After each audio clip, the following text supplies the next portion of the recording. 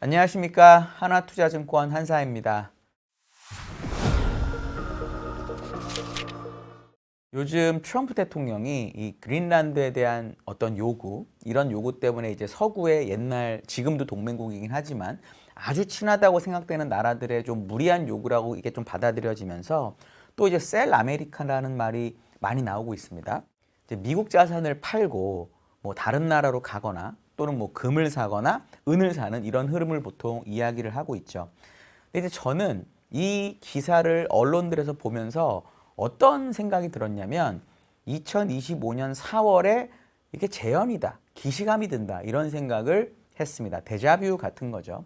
그 당시에 이제 트럼프 대통령이 관세를 갑자기 세게 매기기 시작하면서 사람들이 이거 정말 미국이 너무하는 것 같다. 우리 미국 자산 좀 팔고 다시 다른 나라 자산으로 또는 다른 나라 통화로 가야겠다라고 했던 거죠. 그때도 셀 아메리카라는 말이 정말 많았습니다. 저는 이번에 이 셀 아메리카 이슈는 당시보다 훨씬 더 약하고 그리고 유동성 상황이 되게 많이 다르기 때문에 이 셀 아메리카라는 이슈 때문에 최근에 좀 주가가 미국이 좀 부진하고요. 상대적으로. 특히 미국에서도 빅테크나 대형 성장주가 부진하고 거기에 암호화폐도 부진한데 이런 자산들이 계속 좀 부진한 상황이 오고 만약에 이 그린란드 이슈나 다른 부분에서 해결되는 모습이 나타나게 되면 지금 부진했던 이런 영역들을 추가적으로 살 수 있는 기회로 삼는 것이 좋다라고 저는 보고 있습니다.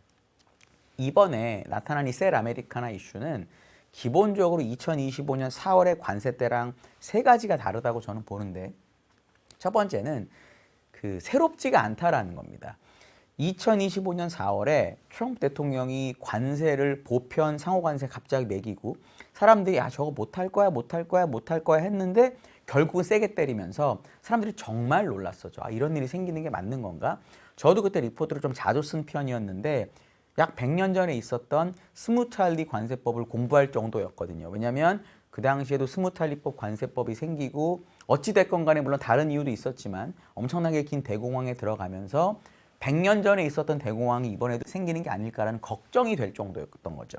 근데 이번에는 어찌 됐건 간에 그린란드 이슈를 일으키고 물론 그린란드가 미국이랑 정말 친하다고 생각하는 유럽 국가의 땅이긴 하지만 관세 때 처음으로 느꼈던 우리의 정말 동맹이라고 생각했던 나라가 관세를 이렇게 세게 매기냐라는 부분에 대한 거는 그때보다 약하다라고 저는 봅니다.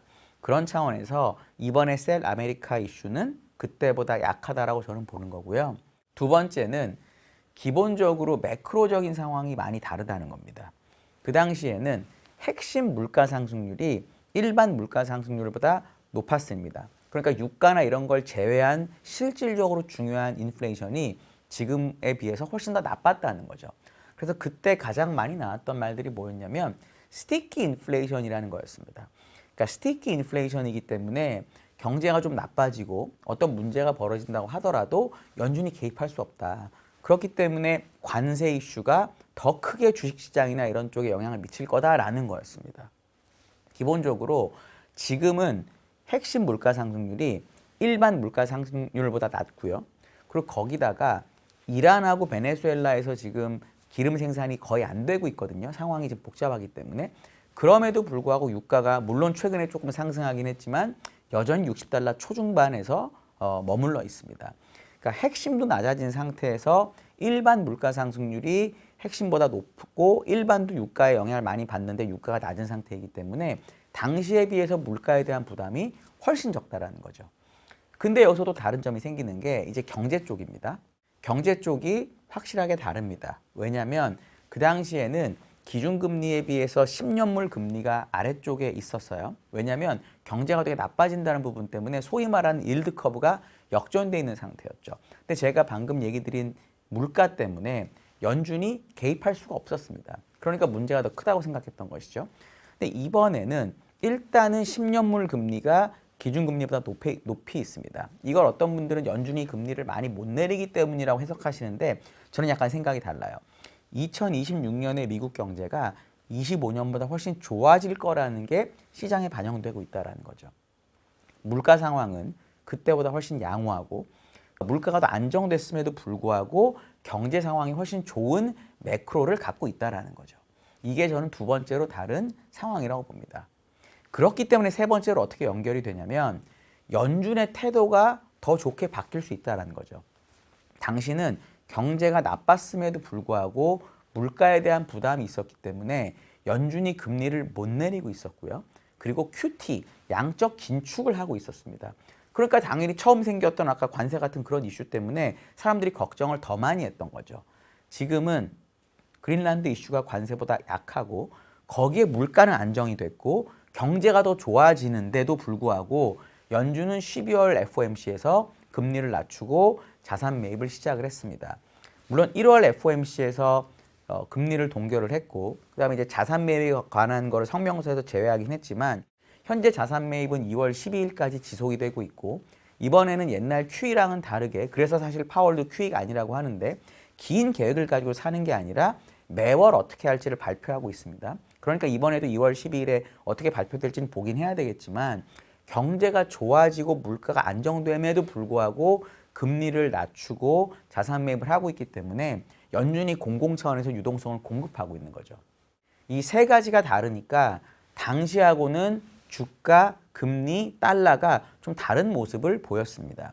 2025년 4월에 관세가 정말 큰 문제였을 때는 어떤 일이 벌어졌냐면 주가가 고점에서 20% 거의 넘게 나스닥은 20% 넘게 빠졌었고요. 아주 급락을 합니다. 채권 금리도 처음에는 관세를 매기니까 약간 안전자산 선호 이런 것 때문에 금리 채권 쪽으로 몰렸다가 이게 셀 아메리카라는 이슈랑 연결이 되면서 미국채도 안전하지 않다 이러면서 미국채 금리가 정말 엄청난 급등을 합니다. 그리고 그와 동시에 미국 자산을 팔아야 된다는 이슈가 생기면서 달러가 급락을 하거든요. 이번에는 그린란드 이슈가 가장 고도로 긴장됐을 때 어떤 일이 벌어졌냐면 주가는 살짝이지만 올랐었습니다. 0%대 올랐었고요. 금리도 많이 뛰지 않고 적정한 수준을 4.2% 정도를 유지했습니다. 그 당시랑 유일하게 같았던 건 뭐냐면 달러 지수가 급락을 하죠. 그런데 이 달러 지수 급락은 오로지 셀 아메리카 때문은 아니라고 저는 봅니다. 기본적으로 그 당시에 트럼프 대통령이 약간 약달러를 용인하는 듯한 말을 한 것도 있고 지금 이제 인플레이션이 안정된 상태이긴 하지만 어쨌든 각국이 돈을 계속 푼다라는 사람들이 생각이 있기 때문에 귀금속에 대한 지금 수요가 엄청나게 크거든요. 금 가격, 은 가격이 엄청나게 올랐거든요. 기본적으로 금 가격이 오른다는 얘기는 달러에 대한 신뢰가 떨어진다라는 거, 달러를 사람들이 팔았다는 것과 같기 때문에 달러 지수가 떨어진 것도 있는 거죠.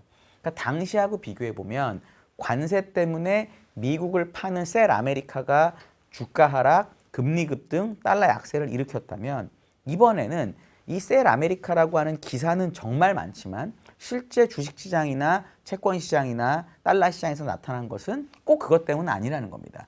주가랑 금리는 거의 변화가 없었고요. 달러 약세가 생긴 거는 금이나 은에 대한 수요가 많았기 때문이다라고 해석하는 게 저는 조금 더 합리적이라고 생각을 합니다. 당시와 가장 다른 게 저는 연준의 유동성 공급이라고 공공 부분이라고 생각을 하는데 이제 연준 의장 같은 경우가 곧 임기가 만료가 됩니다. 아마 곧 대통령이 새로운 연준 의장을 발표를 하게 될 텐데요. 분명한 사실은 이번에 트럼프가 임명하는 연준 의장이 누가 되든 간에 파월보다는 사이가 좋아질 가능성이 높습니다. 2024년 대선 전에 특히나 아주 어려운 시기에도 파월이 워낙 바이든하고 친하고 바이든의 재선을 위해서 노력했기 때문에 좀 무리하게 돈을 풀었던 기억이 있거든요. 이번 물론 연준 의장이 되고 나서도 트럼프 말을 들을지는 모르겠지만 최소한 중간선거 전까지 트럼프가 힘을 잃지 않았다라는 상황에서는 트럼프의 말을 들어줄 가능성이 상당히 높습니다. 그러면 공공에서 지금 벌어지고 있는 금리 인하 추세와 자산 매입이라는 것이 새로운 연준 의장 하에서는 조금 더 빨라지거나 강해질 가능성이 높다라는 거죠. 그러면 그린란드 사태가 저는 마무리가 미국이 원하는 방향 쪽에 가깝게 될 것으로 보고요. 왜냐하면 유럽이 미국에 대항할 수 있는 수단이 별로 없다라는 점에서 저는 결국 그렇게 될 거라고 보는데 이 그린란드 사태가 마무리가 되고 연준에서 공급하는 유동성의 강도가 점점 강해지게 되면 결국은 올해 가장 수익이 부진한 미국, 거기서 미국의 빅테크나 성장 이런 쪽이 주가가 반등을 할 수 있다라고 저는 보고 있습니다.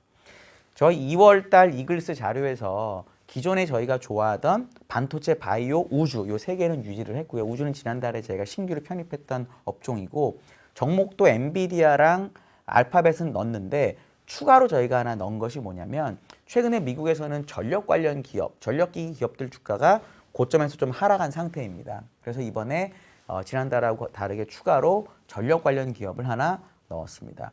그리고 지역으로만 보면 지난달에는 미국하고 동북아 신흥국, 중국, 한국, 대만 이런 것들이 되겠죠. 이런 쪽의 비중 확대를 저희가 하자라고 했는데 저는 기본적으로 현재까지 중국에서도 가장 많이 오른 게 과창판이고 과창판은 반도체 비중이 제일 높습니다. 그리고 우리나라 또 올해 여전히 1등이고요. 저는 그런 차원으로 봐서 이번 2월 달에는 미국을 비중 확대로 유지를 하되 동북아 신흥국은 비중 축소까지는 아니지만 기본적으로 중립 정도로 낮추는 게 어떨까라고 저희가 의견을 냈습니다. 요거는 저희가 이제 이글스 리포트를 또 보실 수가 있으니까요. 저희 MTS 들어오면 그거 보시고 좀 더 자세한 내용 봐주셨으면 좋겠습니다. 오늘 내용에 대해서 뭐 질문이나 의견 있으시면 댓글 달아주시고요. 제가 최대한 답변 드리도록 하겠습니다. 감사합니다.